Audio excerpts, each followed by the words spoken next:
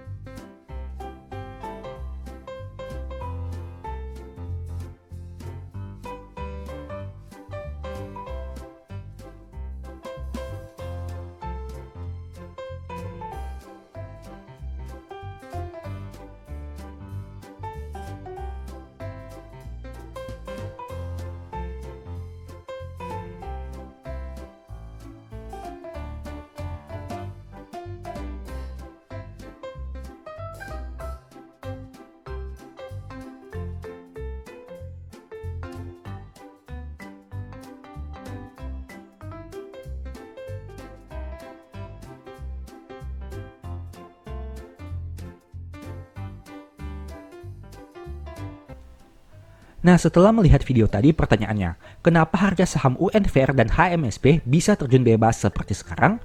Untuk itulah saya buat video ini, agar kita bisa sama-sama belajar. Poin pertama, harga saham yang naik tidak menjamin akan terus naik, meskipun sempat mencetak all-time high. Begitu juga sebaliknya. Ini merupakan grafik harga saham UNVR dalam waktu 10 tahun terakhir. Kamu bisa lihat dulunya saham ini sempat diperdagangkan pada harga yang sangat tinggi, yaitu di atas Rp10.000. Tapi kini hanya Rp2.170. Nah, pertanyaannya, apakah harga saham yang terus naik itu akan terus naik di masa depan? Mengingat UNVR sempat naik dari harga Rp6.000 ke angka di atas Rp10.000. Tapi setelah tahun 2018, harga saham UNVR terus mengalami penurunan secara konsisten dari waktu ke waktu. Hingga video ini dibuat di angka 2170. Bagaimana dengan HMSP?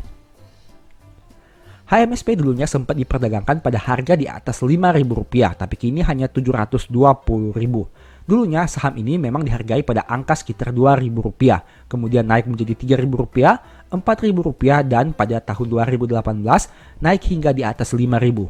Nah, tapi sayangnya sejak waktu itu harga saham UNVR terus mengalami penurunan, turun ke angka Rp4.000, Rp3.000, Rp2.000, Rp1.000, bahkan saat video ini dibuat tinggal tersisa di harga Rp720.000. Nah, jadi pelajaran pertama, meskipun harga saham yang kamu miliki itu mencetak all-time high, tapi tidak menjadi jaminan di masa depan akan mencetak all-time high yang baru. Untuk itu, kamu tetap harus mempertimbangkan risiko dan potensi kemungkinan yang bisa terjadi. Poin kedua, valuasi punya peran penting, khususnya untuk jangka panjang dan bukan jangka pendek. Sekali lagi, untuk jangka panjang. Ini merupakan historical PBV UNVR dalam waktu 10 tahun terakhir. Bisa kamu lihat di sini, PBV UNVR sangat-sangat premium. Dulunya sempat diperdagangkan pada PBV yang mencapai 70 kali dan rata-rata historical PBV-nya adalah 46,4 kali. Nah, pertanyaannya, apakah ada saham besar lainnya yang setara dengan UNVR yang memiliki valuasi PBV setinggi ini? Jika dulu mereka mungkin akan berkata, UNVR ini mungkin memang layak dengan PBV setinggi ini nih, mengingat angka ROE-nya sangat tinggi jika dibandingkan dengan saham-saham yang lain. Tapi saya sudah sering mengatakan kepada kamu bahwa meskipun angka ROE-nya sangat bagus ataupun di atas rata-rata, tapi dengan valuasi PBV yang setinggi ini rasanya tidak terlalu menarik untuk mengkoleksi saham seperti ini. Meskipun secara kualitas, secara produk, secara brand image, UNVR ini merupakan salah satu perusahaan yang paling terkenal di Indonesia dengan berbagai produknya yang sering kita gunakan, tapi dengan angka PBV yang sudah sangat premium ini, rasanya tidak terlalu menarik untuk mengkoleksi sahamnya. Dan saat video ini dibuat, UNVR masih berada pada PBV 28,99 kali. Itu artinya harga sahamnya diperdagangkan 28 kali lebih mahal dari modal yang mereka miliki. Bagaimana dengan HMSP? HMSP bisa dikatakan memiliki kemiripan, di mana dulunya sempat diperdagangkan pada PBV di atas 40 bahkan 50 kali, dengan rata-rata PBV 11,72 kali. Coba kamu bayangkan dengan saham-saham seperti BCA, BRI, Mandiri yang mampu menghasilkan net income yang jauh lebih besar. Apakah PBV mereka seperti HMSP ini? Dan saat video ini dibuat, HMSP tersisa di PBV 3,3 kali. Meskipun PBV-nya sudah turun signifikan dari angka 50 kali ke 3 kali, tapi menurut saya pribadi, angka ini belum terlalu menarik. Sehingga mungkin saja ke depannya ada potensi lagi terjadi penurunan, meskipun kita juga harus melihat dengan kinerja terbarunya. Apakah modal per lembarnya bisa untuk bertumbuh lebih signifikan lagi? Karena jika modal per lembarnya tumbuh, itu artinya PBV-nya akan menjadi semakin rendah. Poin ketiga, laba merupakan salah satu poin terpenting dari analisa fundamental. Jika labanya terus turun dalam periode yang panjang, hal itu harus diwaspadai.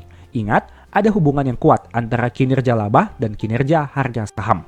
Ini merupakan data UNVR untuk data laba per Q2 dalam 6 tahun terakhir.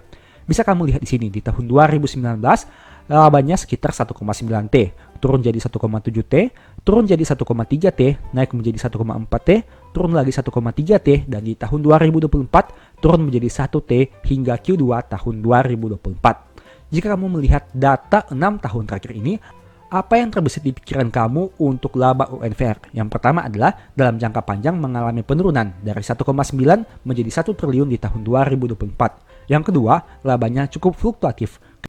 Karena contohnya dalam 3 tahun ini mengalami penurunan, naik sedikit dan kemudian turun lagi. Nah, itu merupakan salah satu hal yang harus kamu perhatikan. Bagaimana dengan HMSP? HMSP mencetak laba 3,4 triliun di Q2 tahun 2019.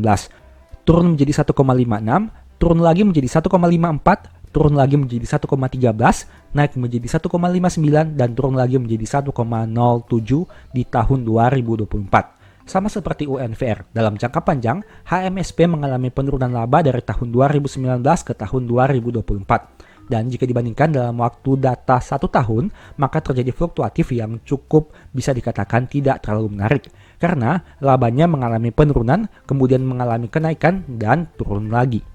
Poin keempat, sentimen terbagi menjadi dua, sentimen yang berdampak signifikan dan sentimen yang tidak berdampak signifikan.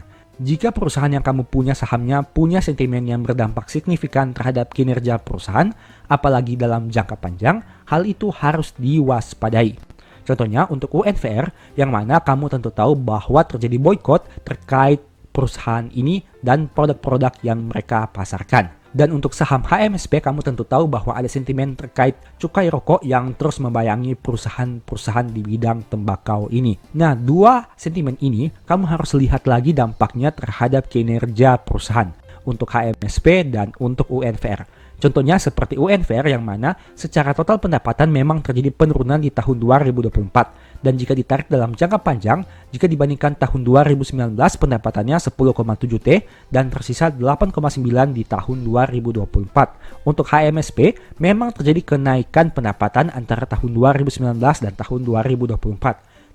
Tapi isu terkait cukai rokok itu akan menjadi beban tersendiri bagi kinerja perusahaan karena beban pokok penjualannya mengalami kenaikan yang luar biasa dari 20,4 menjadi 24,7. Hal itu tidak sebanding dengan total pendapatannya yang hanya naik dari 26,9 menjadi 28,7. Itu artinya sentimen terkait cukai rokok berpengaruh signifikan terhadap HMSP. Sedangkan untuk UNVR, isu terkait boykot produk-produk UNVR ternyata memiliki dampak yang cukup signifikan karena total pendapatannya mengalami penurunan setidaknya dalam 6 tahun terakhir ini dan dalam 3 tahun terakhir ini juga mengalami penurunan. Hal itu berdampak kepada pencapaian laba yang mereka hasilkan di mana dalam jangka panjang masih mengalami penurunan. Itulah merupakan salah satu contoh terkait sentimen yang berdampak signifikan dan tidak berdampak signifikan yang harus kamu pertimbangkan. Poin kelima, apakah perusahaan punya komitmen untuk menjaga harga saham dengan melakukan buyback apabila harga sahamnya turun signifikan? Jika iya, hal itu merupakan berita yang baik. Jika tidak, hal itu cukup disayangkan. Kamu bisa melihat apabila harga saham mengalami penurunan yang signifikan, contohnya seperti UNVR dan HMSP ini. Apakah ada kebijakan perusahaan untuk menjaga harga sahamnya? Salah satunya, contoh seperti melakukan buyback saham yang mereka miliki. Apakah mereka melakukan itu untuk meningkatkan kepercayaan investor terhadap dua perusahaan ini yang harga sahamnya sedang turun signifikan? Mari kita lihat contohnya seperti dua saham ini, yaitu BRI dan ADRO. BRI dan ADRO merupakan dua saham yang mana harga sahamnya juga mengalami penurunan yang signifikan. Tapi dua saham ini melakukan buyback saham, seperti BRI yang dikabarkan melakukan buyback sekitar 1,5 triliun, di mana hal ini untuk memberikan sinyal kondisi perusahaan lebih baik dibandingkan dengan market. Dan untuk ADRO melakukan buyback sekitar 4 triliun rupiah di tahun 2023. Ini merupakan salah satu sentimen yang baik karena perusahaan ini berusaha melakukan buyback apabila harga sahamnya turun signifikan. Tujuannya untuk memberikan sinyal bahwa perusahaan ini masih baik-baik saja dan tidak sesuai dengan harga sahamnya yang turun signifikan. Nah, kembali lagi, untuk UNVR dan HMSP, saya tidak mengatakan bahwa perusahaan ini merupakan perusahaan yang buruk. Karena jika kamu lihat secara kinerja, mereka masih mampu menghasilkan laba triliunan rupiah, produk-produknya terkenal di mana-mana, brand image-nya sangat besar, perusahaannya merupakan perusahaan-perusahaan yang besar di Indonesia. Tapi yang saya mau tekankan sini, kamu juga tetap harus menganalisa setiap bagian demi bagian. Tidak bisa kita hanya melihat secara gambaran luas. Tapi kita juga harus melihat poin-poin penting yang ada di dalam perusahaan seperti valuasi, kenaikan harga saham, isu corporate action, buyback saham, pertumbuhan kinerja, prospek perusahaan ke depan, sentimen positif dan negatif, dampaknya seperti apa, dan masih banyak lagi. Intinya, UNVR dan HMSP merupakan perusahaan yang baik, tapi kamu juga harus mempertimbangkan banyak hal sebelum mengambil keputusan. Apabila kamu tertarik membeli saham ini dengan harga saat video ini dibuat, silakan. Apabila tidak, juga dipersilahkan. Semua keputusan bergantung kepada kamu sendiri. Karena ingat, untung rugi kamu yang tanggung sendiri. Sebagai informasi, saya punya satu video yang mungkin bisa berguna bagi kamu. Nonton hingga selesai agar mendapat pemahaman yang utuh. Semoga video ini bermanfaat ya. Pada video ini saya tidak akan mengulangi pembahasan tadi karena sudah sangat jelas. Tapi saat ini saya mau membahas dari sudut pandang yang berbeda, yaitu saham seperti apa yang boleh di hold saat harganya turun dan saham seperti apa yang sebaiknya kita cut loss saat harganya turun. Saya akan menggunakan contoh kasus agar kamu lebih mudah memahaminya. Tapi ingat, semua nama saham yang disebutkan bukan rekomendasi. Saya tidak pernah mengatakan saham tersebut bagus atau jelek karena kamulah yang harus menentukan secara pribadi. Jadi, saham yang disebutkan hanya sebagai contoh saja. Berikut ini beberapa kriteria yang sebaiknya dipertimbangkan. Pertama, kebutuhan masyarakat atas produk atau jasa perusahaan. Kedua, kepemilikan saham dari pemegang mayoritas. Ketiga, top manajemen perusahaan apakah bermasalah atau tidak. Keempat, prospek kinerja ke depan dalam hal ini penjualan dan pencapaian laba. Dan yang kelima, komposisi dan nominal hutang. Sekarang, mari kita bahas satu persatu. Pertama, kebutuhan masyarakat atas produk atau jasa perusahaan. Logikanya, kalau produk atau jasa perusahaan sudah kurang diminati, perusahaan tersebut akan sulit mencetak pertumbuhan laba. Jika menyebut nama Nokia dan BlackBerry, generasi sekarang mungkin sudah tidak mengetahuinya. Tapi bagaimana dengan generasi 90-an atau bahkan di bawah itu? Tentu kita sangat kenal dua brand handphone yang dulunya sangat populer. Dua merek HP itu sangat dicari dan dibutuhkan dulu. Hampir semua orang menggunakan salah satu dari dua merek tersebut. Tapi bagaimana setelah mengenal Android? Apakah Nokia dan BlackBerry tetap masih dibutuhkan? Kamu bisa lihat sendiri kondisi saat ini. Berapa banyak orang yang menggunakan HP dari dua merek itu. Menarik kan? Dulunya sangat dibutuhkan, tapi kini sudah ditinggalkan. Itu merupakan salah satu contoh nyata dari pentingnya melihat produk atau jasa suatu perusahaan. Apabila sudah ada indikasi produk atau jasanya mulai ditinggalkan, karena berbagai alasan, sebaiknya pertimbangkan untuk cut loss saham tersebut. Jangan sampai kamu sudah terlanjur rugi di atas 50%, baru berpikir untuk cut loss. Semakin cepat kamu menyadari signal buruk, semakin cepat kamu bisa cut loss. Tapi sebaliknya, apabila harga saham turun, tapi produk atau jasa perusahaan masih dibutuhkan, kamu bisa santai saja. Meski begitu, kamu perlu lihat lagi valuasi harga pembelianmu. Meski produknya sangat dibutuhkan, tapi kamu belinya terlalu mahal, berarti memang sebaiknya harus dipertimbangkan lebih jauh, apakah bisa di hold atau cut loss. Misal, kamu beli saham dengan PBV 30 kali yang menghasilkan laba 5 triliun. Di sisi yang lain, ada perusahaan yang PBV-nya hanya 3 kali, tapi labanya 50 triliun. Apakah menjadi masuk akal jika kamu tetap hold saham yang PBV-nya 30 kali itu? Artinya, kamu beli saham 30 kali lipat lebih mahal dari modalnya, hanya untuk perusahaan yang bisa menghasilkan laba 5 triliun. Padahal, di sisi yang lain, ada perusahaan yang bisa kamu beli dengan hanya 2-3 kali dari modalnya, tapi menghasilkan laba 50 triliun. Logikanya sederhana saja kan? Kedua, kepemilikan saham dari pemegang mayoritas. Saya punya satu pertanyaan sederhana. Katakanlah kamu seorang penjual bakso yang punya warung bakso. Kalau warung bakso kamu itu bagus, menghasilkan keuntungan yang terus bertambah setiap tahun, banyak pelanggan, hutang usahanya masih bisa dibayarkan dengan lancar, baksomu terkenal di mana-mana, pertanyaannya, apakah kamu mau jual kepemilikan saham kamu atas bisnis bakso itu? Logikanya, kalau kamu tahu usaha itu menguntungkan dan punya prospek yang bagus ke depan, kenapa harus dijual? Analogi itu bisa kita kaitkan dengan jual beli saham. Pemegang saham mayoritas yang tahu perusahaannya bagus, punya prospek yang cerah, mampu membayar hutang tepat waktu, produk atau jasanya terkenal, dan lain-lain. Tentu saja mereka tidak akan menjual saham miliknya secara mayoritas. Kalaupun dijual sedikit, total kepemilikan owner akan tetap lebih besar dibanding kepemilikan di masyarakat. Inilah salah satu tolak ukur yang bisa kamu gunakan. Apabila pemegang saham mayoritas dari saham yang kamu punya jual sahamnya hingga menjadi minoritas, sebaiknya pertimbangkan lagi untuk cut loss saham tersebut. Mereka saja yang tahu seluk-beluk saham itu mau jual sahamnya. Masakan kamu yang hanya penonton dari luar berani hold saham itu. Poin ketiga, top manajemen perusahaan bermasalah. Kalau kamu punya perusahaan, maukah kamu pekerjakan orang yang bermasalah sebagai bos di perusahaan itu? Tentu tidak kan? Dirinya saja bermasalah, bagaimana dia mau pimpin sebuah perusahaan? Logika sederhana itu bisa kamu gunakan saat menganalisa saham. Lihat saja track record direksi dan komisaris perusahaan. Apakah ada yang pernah terlibat kasus atau tidak? Di zaman sekarang ini, informasi sudah bisa ditemukan dari berbagai sumber.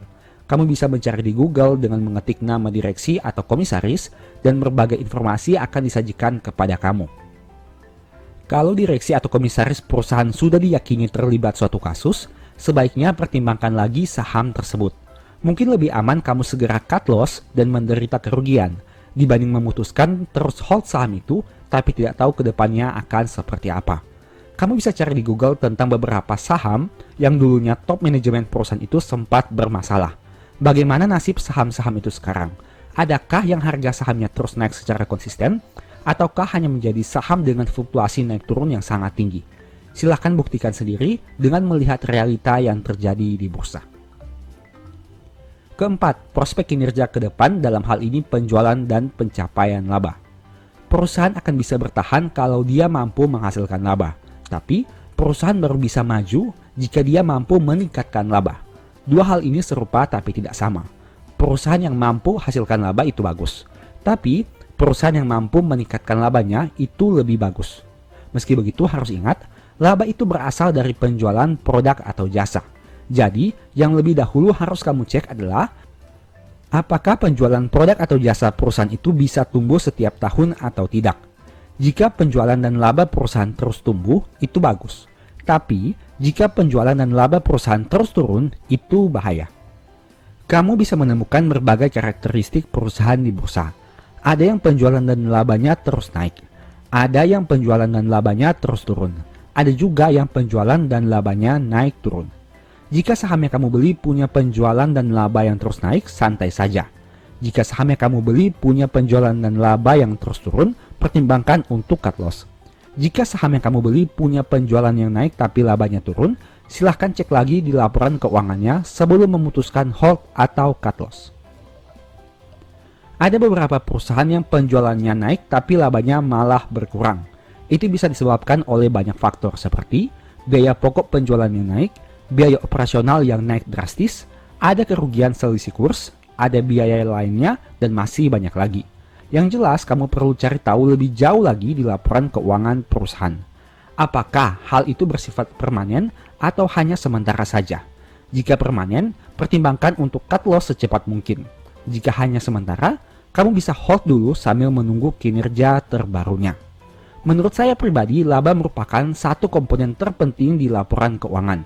Sebagus apapun kinerja dan laporan keuangannya, tapi mereka tidak mampu cetak laba, menurut saya itu tidak ada artinya. Labalah yang akan membuat ekuitas perusahaan terus bertambah. Laba yang menyebabkan perusahaan bisa membagi dividen lebih besar di masa depan.